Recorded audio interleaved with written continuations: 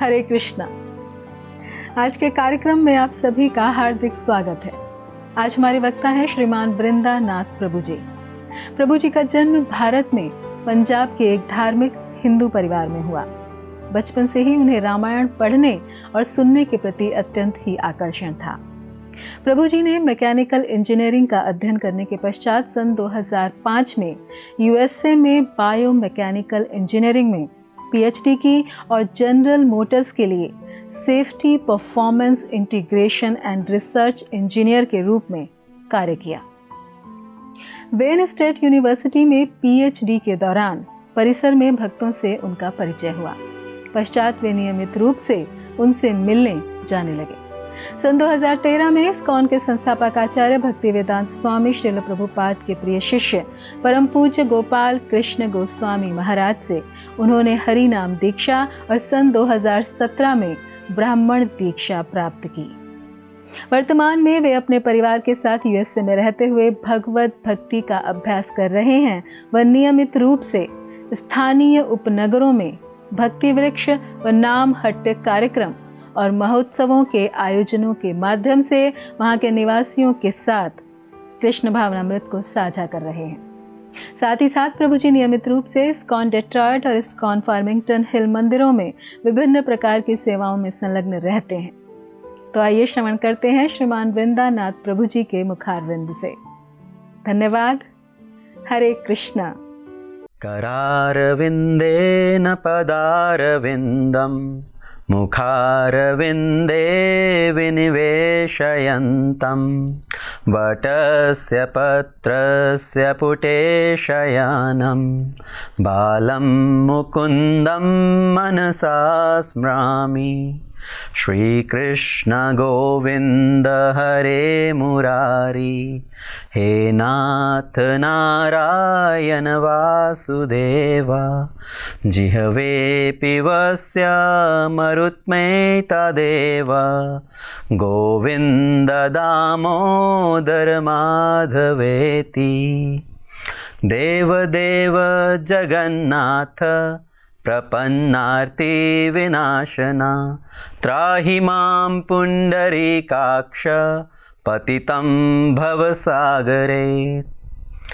जय जगन्नाथ, जय बलदेव, जय माई सुभद्रा, जय सुदर्शन। हरे कृष्णा। तो आप सभी का स्वागत है हमारे इस श्रृंखला में जगन्नाथपुरी यात्रा। तो हम आज से जगन्नाथपुरी की वर्चुअल यात्रा, मानसिक यात्रा आरंभ कर रहे हैं। आप सभी का जगन्नाथपुरी धाम की इस यात्रा में हार्दिक स्वागत है।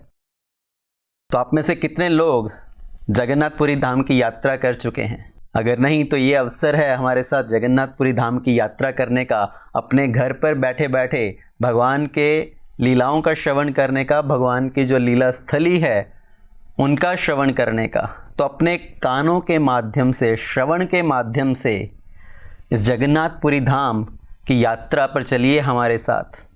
तो भारतवर्ष में 4 धाम पाए जाते हैं। उत्तर में बद्रीनाथ, दक्षिण में रामनाथ रामेश्वर धाम, पश्चिम की ओर द्वारिका धाम और पूर्व की तरफ जगन्नाथपुरी धाम। तो इन चारों दिशाओं में भगवान के 4 धाम। सत्ययुग में भगवान नर नारायण रूप में प्रकट हुए और उन्होंने बद्रिक आश्रम में निवास किया, और वो धाम है बद्रीनाथ, बद्रीधाम। त्रेता युग में भगवान श्री रामचंद्र के रूप में प्रकट हुए। भगवान ने अपनी बहुत सारी सुंदर लीलाएं की, और रामेश्वरम जो स्थान है वो भगवान का धाम। द्वापर युग में भगवान श्री कृष्ण के रूप में प्रकट हुए और द्वारिकापुरी धाम। और कलयुग में भगवान दारू ब्राह्मण के रूप में इस सब जगत के कल्याण के रूप में प्रस्तुत होते हैं, प्रकट होते हैं इस सब लोगों को अपना दर्शन देने के लिए। और पूर्व दिशा में, ईस्ट में भगवान का ये जो धाम है जगन्नाथपुरी धाम, पुरुषोत्तम क्षेत्र, श्री क्षेत्र, तो भगवान का ये जो धाम है वो बहुत सारे नामों से जाना जाता है। और ये पुरुषोत्तम क्षेत्र इसको क्यों कहा जाता है कि भगवान पुरुषोत्तम, पुरुषों में उत्तम, चाहे भगवान सत्ययुग में प्रकट हों, भगवान नरसिंह रूप में आए वीर पुरुषोत्तम के रूप में, भगवान रामचंद्र के रूप में आते हैं मर्यादा पुरुषोत्तम के रूप में, द्वापर युग में भगवान श्री कृष्ण के रूप में आते हैं लीला पुरुषोत्तम के रूप में, कलयुग में भगवान अपनी लीला करते हैं श्री चैतन्य महाप्रभु के रूप में, जो स्वयं भगवान हैं पर लोगों को भक्ति का दान देने के लिए, प्रेम भक्ति सिखाने के लिए प्रकट होते हैं। तो चैतन्य महाप्रभु को जाना जाता है प्रेम पुरुषोत्तम के रूप में। और भगवान जगन्नाथ दारू ब्राह्मण के रूप में प्रकट होते हैं और वो पुरुषोत्तम के रूप में जाने जाते हैं। तो भगवान चाहे जिस मर्जी रूप में प्रकट हों, भगवान हमेशा पुरुषोत्तम, पुरुषों में उत्तम हैं। भगवान रामचंद्र अपने हाथों में धनुष बाण पकड़ते हैं, भगवान कृष्ण अपने हाथ में मुरली पकड़ते हैं, श्री चैतन्य महाप्रभु दोनों हाथ ऊपर उठाकर शरणागति को दर्शाते हैं। और जगन्नाथ भगवान का विग्रह किस भाव में है, किस रूप में है, दोनों हाथ आगे की ओर बढ़े हुए, सभी को आलिंगन करने के लिए। तो भगवान सभी को अपना दर्शन देते हैं, बड़ी बड़ी आंखों से सबको देखते हैं। तो जगन्नाथपुरी धाम सभी धामों में श्रेष्ठ माना जाता है। तो चारों धामों में जगन्नाथपुरी धाम की इतनी क्या विशेषता है? तो ये चार धाम में कोई प्रश्न कर सकता है कि वृंदावन का नाम क्यों नहीं आता? वृंदावन वास्तव में स्वयं प्रकट धाम है। चारों धामों में यात्रा करने का जो फल है, अगर कोई वृंदावन में एक रात निवास करता है तो उसको चारों धाम की यात्रा करने का फल प्राप्त होता है। पर वृंदावन जाकर क्या करना चाहिए? वृंदावन कोई पर्यटन स्थल नहीं है कि उसको कोई घूमने के लिए पर्यटन के रूप में जाए। वृंदावन में जाकर सिर्फ और सिर्फ भगवान के नाम का जप करना चाहिए, भगवान की लीला स्थलियों का दर्शन करना चाहिए, उनकी कथा श्रवण करनी चाहिए। और बाकी अन्य सभी चारों धाम में कलयुग में पतित पावन पुरुषोत्तम क्षेत्र सबसे उत्तम धाम माना जाता है। और किसी धाम में हमें जाना है तो हम कैसे जा सकते हैं?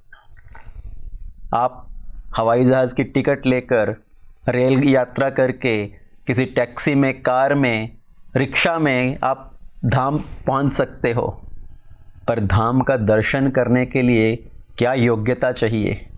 धाम का दर्शन करने के लिए योग्यता चाहिए हमारी लालसा, हमारी उत्कंठा, हमारी तीव्र इच्छा।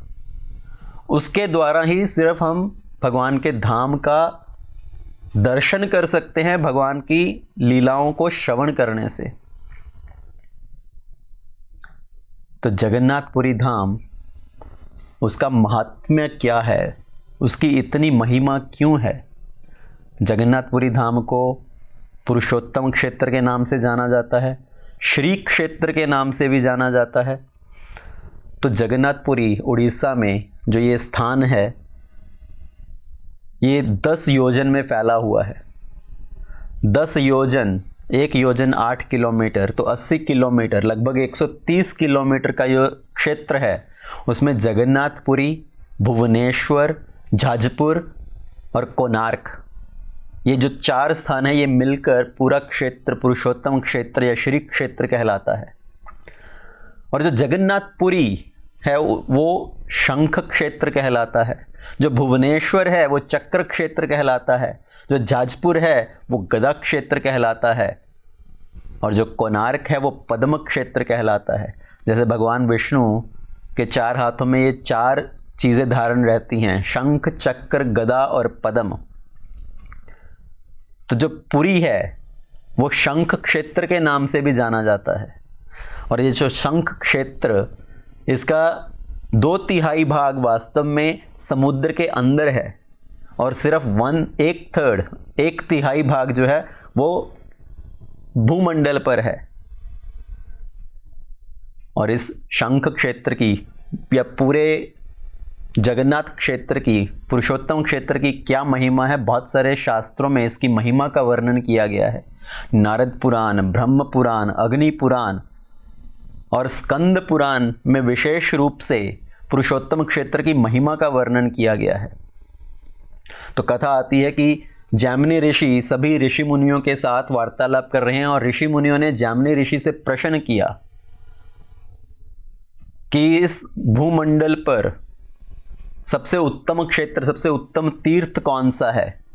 तो जैमिनी ऋषि उस कथा प्रसंग में भगवान की सृष्टि का वर्णन करते हुए उस समय पर बताते हैं कि जब भगवान ने कर्णोदक्षाय विष्णु या महाविष्णु, उन्होंने कारण सागर में लेटे हुए उनके शरीर के रोम रोम से जो विश्व उत्पन्न हुए, ब्रह्मांड उत्पन्न हुए, तो भगवान ने सर्ग का कार्य किया, सभी ब्रह्मांडों का निर्माण किया, सभी जीवों की रचना की और उसके बाद उन्होंने ब्रह्मा जी को विसर्ग का कार्य सौंपा। और जब ब्रह्मा जी विसर्ग का कार्य करने लगे, इस सृष्टि में अलग अलग विविधताओं को बनाने लगे, तो अपना कार्य करते करते ब्रह्मा जी रोने लगे। ब्रह्मा जी को इतना पश्चाताप हो रहा था कि ये मैं किस कार्य में लगा हुआ हूँ। ये जीव जो हैं इस ब्रह्मांड के अंदर, इस भौतिक संसार के अंदर सिर्फ बंधन में ही बंधे रहेंगे। इस प्रकृति में 3 गुणों का प्रभाव इतना प्रबल है। तमोगुण का प्रभाव, जिसके प्रभाव में जीव आलस्य या प्रमाद से भरा रहता है। रजोगुण का प्रभाव, जिसमें काम, क्रोध, लोभ, ईर्ष्या, पद प्रतिष्ठा इत्यादि की भावना बनी रहती है। और सतोगुण के प्रभाव में भी ये कर्म, धर्म, दान इत्यादि के बंधन में भी बंधकर लोग सुख की इच्छा में बंधे रहते हैं। और उसके ऊपर फिर आदि दैविक कलेश, जो प्राकृतिक कलेश आते हैं, कभी कोई सुनामी, कभी तूफान, कभी भूचाल, तो ये सब जो आदि दैविक कलेश हैं वो मनुष्य को या सभी जीवों को सताते हैं। फिर आदि भौतिक कलेश, इसने वो कहा, उसने वो कहा, इसने ये किया, उसने वो किया, तो दूसरे जीवों के द्वारा जो हमें यातना मिलती है, आदि भौतिक कलेश। और फिर आध्यात्मिक कलेश, हमारा शरीर और हमारा मन भी बहुत सारी यातनाओं का कारण बनता है। इस संसार में सबसे अधिक यातना मेंटल एंजाइटी की वजह से रहती है। और फिर शरीर इतने सारे अलग अलग तरह के कष्ट प्रदान करता है। तो ब्रह्मा जी ने सोचा कि इस संसार में सभी लोग बंधन में बंधे रहेंगे, अलग अलग योनियों में वो भ्रमण करते रहेंगे, तो इस जीव का उद्धार कैसे होगा। तो जब ब्रह्मा जी के हृदय में इतना पश्चाताप होने लगा, इतनी करुणा उनके हृदय में आई सब जीवों के उद्धार के लिए, तो उन्होंने भगवान का ध्यान किया। भगवान विष्णु उनके सामने प्रकट हुए। ब्रह्मा जी ने पूछा कि क्या इस पूरे ब्रह्मांड में कोई ऐसा स्थान भी है जहां पर किसी तरह का कोई कलेश ना हो, यहां पर जीव को मुक्ति प्राप्त हो सके। तो भगवान ने कहा, अवश्य है, इस ब्रह्मांड में भूमंडल पर महासागर के उत्तरी भाग में एक ऐसा स्थान है जहां पर मैं स्वयं विद्यमान रहता हूं। उस स्थान पर कोई एक बार आता है तो उस भव सागर से वो मुक्त हो जाता है। तो इस महासागर के उत्तरी भाग में एक नीलाचल पर्वत है। नीलाचल, नीले रंग का पर्वत। उस नीलाचल के अंदर एक नील कद्र है, एक नीली गुफा है। उस गुफा के अंदर मैं नील माधव के रूप में विद्यमान हूं। और जो कोई व्यक्ति उस गुफा के अंदर एक बार प्रवेश करता है तो वो उस 84 के बंधन से मुक्त हो जाता है।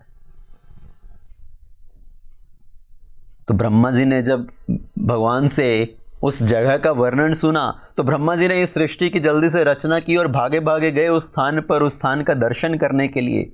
जैसे ही ब्रह्मा जी उस स्थान पर पहुंचे, उन्हें एक वहां पर वट वृक्ष दिखाई दिया। उस वट वृक्ष के पास में एक कुंड था। तभी एक कौवा आया उस कुंड से पानी पीने के लिए, और उस कुंड से पानी पीते ही उसको चतुर्भुज रूप प्राप्त हुआ और वो भगवान के धाम में जाने लगा। तो ब्रह्मा जी ने जब ये दर्शन किया तो उनको बड़ा आश्चर्य हुआ कि ये बड़ा अद्भुत स्थान है कि जीव एक बार यहाँ पर आता है, उसको भगवान के जैसा रूप प्राप्त हो जाता है, चतुर्भुज रूप, सायुज्य मुक्ति प्राप्त होती है। तो ब्रह्मा जी को बड़ा आश्चर्य हुआ। उसी समय पर यमराज भी वहाँ पर पहुँचे। तो यमराज को बड़ी चिंता हुई कि हमारा तो जो पूरा कार्य है वो सब ठप हो जाएगा। हमारा तो कार्य है जीव को उसके कर्मों का दंड प्रदान करना, पर जहाँ पर आकर तो जीव ऐसे ही मुक्ति प्राप्त कर लेगा, तो हमारा तो जो विभाग है उसमें तो मंदी आ जाएगी, उसमें तो रिसेशन छा जाएगा। तो जब यमराज जी ने भी इस तरह की चिंता, इस तरह का रोष प्रस्तुत किया, तो भगवान ने अपने वाम भाग में विराजी लक्ष्मी देवी जी को इशारा किया। तो लक्ष्मी देवी ने ब्रह्मा जी को और यमराज जी को संबोधित करते हुए इस पुरुषोत्तम क्षेत्र की महिमा बताई कि ये पुरुषोत्तम क्षेत्र क्या है। उन्होंने कहा इस पुरुषोत्तम क्षेत्र में अगर व्यक्ति जमीन पर लेटकर सो भी रहा है तो उसको समस्त सिद्धियों का फल प्राप्त हो जाता है। अगर कोई व्यक्ति इस स्थान पर बात भी कर रहा है, अगर कोई साधारण बात भी कर रहा है, तो उसको सब वेदों के मंत्र उच्चारण करने का फल प्राप्त होता है। अगर कोई व्यक्ति इस स्थान पर चलता भी है तो उसको भूमंडल की परिक्रमा करने का फल प्राप्त होता है। और अगर कोई व्यक्ति इस स्थान में श्वास भी ले रहा है तो उसको अश्वमेघ यज्ञ तक करने का फल प्राप्त होता है। और जो भी जीव इस स्थान पर, इस पुरुषोत्तम क्षेत्र में निवास करते हैं, वो कोई साधारण जीव नहीं है, वो भगवान के पार्षद हैं। वो सायुज्य रूप में यहाँ पर निवास करते हैं, चाहे भौतिक दृष्टि से वो इस तरह से दिखाई ना दें। तो इस क्षेत्र की इतनी महिमा है। और उन्होंने यमराज को और ब्रह्मा जी को कहा कि आपका इस क्षेत्र के ऊपर किसी तरह का कोई प्रभाव नहीं है, आपके अधिकार से वंचित है ये क्षेत्र, आपके अधिकार में नहीं आता। तो यमराज जी ने उस समय पर लक्ष्मी देवी से कहा कि क्या आप हमें इस क्षेत्र की कुछ और महिमा भी बता सकती हैं। तो लक्ष्मी देवी ने उस समय कहा साक्षात वैकुंठ रूपम तत् क्षेत्रम श्री पुरुषोत्तम क्षेत्रम अपि क्षेत्रम च तीर्थानाम अपि यद्वरम, कि जितने भी इस भूमंडल पर क्षेत्र हैं, जितने भी तीर्थ हैं, ये पुरुषोत्तम क्षेत्र उसमें सर्वश्रेष्ठ है। और ये पुरुषोत्तम क्षेत्र साक्षात वैकुंठ का ही रूप है इस भूमंडल पर। और भगवान विष्णु वास्तव में क्या बता रहे हैं, सत्यम सत्यम पुनः सत्यम सत्यम एतद् ब्रवीबिते प्रसाद भंगे तत्स्थानम न त्याज्य कदाचन। भगवान कहते हैं कि मैं पुनः पुनः ये सत्य बता रहा हूं कि मैं इस स्थान को छोड़कर कभी नहीं जाता। चाहे मेरा मंदिर यहां पर भंग हो जाए, चाहे यहां पर मंदिर ना रहे, पर मैं इस स्थान को छोड़कर कभी नहीं जाता। तो ये इस क्षेत्र की महिमा है। और यमराज ने लक्ष्मी देवी जी से पूछा कि आप इसके बारे में हमें कोई और विस्तार में कथा सुना सकती हो इस क्षेत्र की महिमा के बारे में। तो लक्ष्मी देवी ने मार्कंडेय ऋषि की कथा सुनाई। मार्कंडेय ऋषि बहुत महान ऋषि हुए जिनको इतनी लंबी आयु का वरदान प्राप्त था। उनकी आयु कितनी लंबी, 7 कल्प तक वो जीवित रहेंगे। एक कल्प की अवधि कितनी है, ब्रह्मा जी का एक दिन वो एक कल्प है। और उस एक कल्प की अवधि कितनी है, हम लोग जानते हैं कि सत्ययुग, त्रेता युग, द्वापर युग और कलयुग, ये 4 युग होते हैं। तो इन 4 युगों को मिलाकर एक दिव्य युग बनता है। और ऐसे 1000 दिव्य युग मिलकर एक कल्प बनता है। तो एक दिव्य युग की जो अवधि है वो है 43 लाख ईयर्स, 43 लाख वर्ष। और उसको 1000 से गुना करो तब जाके वो ब्रह्मा जी का एक दिन है, वो एक कल्प की अवधि है। और ब्रह्मा जी के एक दिन में 14 मनु होते हैं, यानी कि 14 मनवंत्र। और एक मनवंत्र क्या है कि इस ब्रह्मांड की जो गवर्नमेंट है वो एक मनवंत्र बाद चेंज होती है। जैसे किसी देश की जो गवर्नमेंट है वो 4 साल बाद या 5 साल बाद परिवर्तित होती है, और इस ब्रह्मांड की जो सरकार है वो एक मनवंत्र के बाद बदलती है। तो ब्रह्मा जी के एक दिन में ऐसे 14 मनु आते हैं। तो एक कल्प जिसमें 1000 दिव्य युग, और मार्कंडेय ऋषि ऐसे 7 कल्प तक की उनकी आयु की अवधि। और जब ब्रह्मा जी का एक दिन खत्म होता है और उस समय पर इस सृष्टि में प्रलय आता है, जब सब सृष्टि का विनाश होता है, सब जगह पानी पानी भर जाता है, प्रलय का जो जल होता है वो सब लोकों में भर जाता है, तो उस समय पर सभी कुछ समाप्त हो जाता है। पर मार्कंडेय जीवित रहेंगे क्योंकि उनकी आयु है 7 कल्प। तो ब्रह्मा जी का जो प्रथम कल्प था उसके अंत में जो प्रलय आया, सब चीज़ों का विनाश हुआ, तो सब जगह प्रलय का जल भरा हुआ है। और मार्कंडेय ऋषि उस प्रलय के जल में तैरते हुए इधर उधर भ्रमण कर रहे हैं, भटक रहे हैं, अपने आप को बचाने के लिए, अपने आप को किसी सुरक्षित स्थान पर लेकर जाने के लिए। तो उस प्रलय के जल में तैरते तैरते उन्हें एक भूमंडल दिखाई दिया, एक द्वीप दिखाई दिया। उस द्वीप के ऊपर एक बहुत बड़ा वट वृक्ष था, और जैसे ही उन्होंने उस वट वृक्ष के पास में आए, उस वट वृक्ष के ऊपर चढ़े, उन्होंने भगवान को सहायता के लिए पुकारा। भगवान ने कहा आप इस द्वीप पर, इस वट वृक्ष के ऊपर जाइए। और जैसे ही वो उस वृक्ष के ऊपर गए तो उनको क्या दिखाई दिया, इस वृक्ष के एक पत्ते के ऊपर उनको भगवान कृष्ण का बाल स्वरूप के दर्शन हुए। और वो बाल स्वरूप के दर्शन कैसे थे, करारविंदे न पदारविंदम मुखारविंदे विनिवेशयंतम। तो अपने कर कमल से अपने पद कमल को पकड़े हुए हैं, और क्या करने के लिए, अपने पद कमल का जो अंगूठा है, अपने पैर का जो अंगूठा है उसको अपने मुख कमल में डाला हुआ है। तो भगवान वट वृक्ष के एक पत्ते के ऊपर एक छोटे बालक के रूप में, बालम मुकुंदम मनसः स्मरामि, तो एक बालक के रूप में उस पत्ते के ऊपर विश्राम कर रहे हैं। अपने हाथों से उन्होंने अपने पैर को पकड़ा हुआ है और पैर के अंगूठे को अपने मुख में डाल रखा है। तो मार्कंडेय ऋषि जी ने भगवान के उस स्वरूप का दर्शन किया। उनको बड़ा आश्चर्य हुआ कि ये बालक कौन है। उन्होंने पूछा आप कौन हो, अपने पैर का अंगूठा क्यों चूस रहे हो। तो उनके बोलते बोलते भगवान ने उनको अपने सांस से अपने शरीर के अंदर खींच लिया, अपने पेट के अंदर। तो एक सांस में उनको मार्कंडेय ऋषि को अपने पेट के अंदर खींच लिया। जैसे ही मार्कंडेय ऋषि भगवान के पेट के अंदर गए, उनको पूरी सृष्टि का दर्शन हुआ, सब ब्रह्मांडों का वहाँ पर दर्शन हुआ। भगवान की पूरी ये सृष्टि दिखाई पड़ी उनको, कैसे भगवान इस सृष्टि की रचना कर रहे हैं, कैसे उसको चला रहे हैं। अभी वो उसको देख ही रहे थे, भगवान ने फिर से एक श्वास छोड़ी और फिर से मार्कंडेय ऋषि भगवान के पेट के बाहर आ गए और भगवान को प्रणाम करने लगे। तो इसीलिए ये प्रार्थना आती है, बालम मुकुंदम मनसः स्मरामि, कि मैं उस बाल मुकुंद का अपने मन में स्मरण करता हूँ, जो इस वट वृक्ष के पत्ते के ऊपर लेटे हुए, अपने हाथों से अपने पैर को पकड़े हुए, उसका अंगूठा अपने मुंह में डाल रखा है। तो उन्होंने भगवान को प्रणाम किया, उनको प्रार्थना की कि मैं अपने जीवन की रक्षा कैसे करूं इस प्रलय के जल में। तो भगवान ने उनको कहा कि आप इस भूमंडल, इस क्षेत्र का जो ये द्वीप है, इसका आश्रय लीजिए, इस स्थान पर रहिए, यहाँ पर अपनी साधना कीजिए। तो मार्कंडेय ऋषि उस द्वीप पर रहे, जो द्वीप कभी नष्ट नहीं होता। तो भगवान ने बताया कि ये जो द्वीप है वो ऐसा स्थान है कि जब प्रलय आती है तब भी इस स्थान का नाश नहीं होता। तो ये जो जगन्नाथपुरी है, प्रलय के समय पर भी ये स्थान बना रहता है, इसका कभी नाश नहीं होता।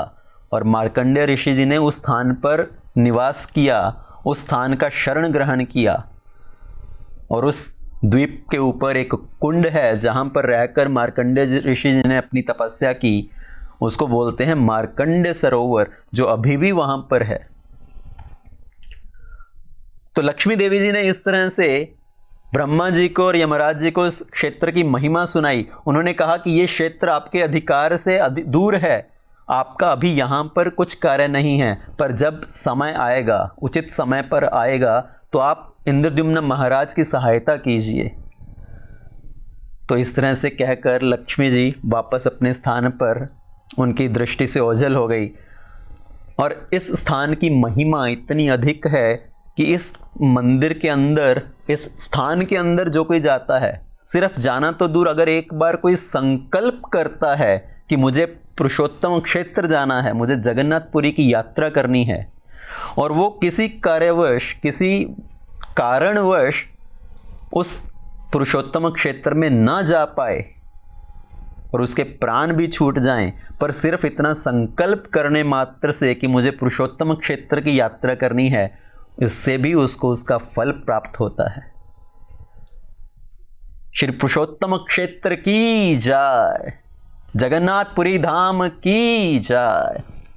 हरे कृष्णा। ऐसे ही और भक्तिमय कार्यक्रमों के लिए देखिए हरे कृष्णा टेलीविजन। इसे प्राप्त करने के लिए आप अपने केबल अथवा DTH ऑपरेटर से संपर्क करें तथा और अधिक जानकारी के लिए आज ही डायल करें 8767 845 845।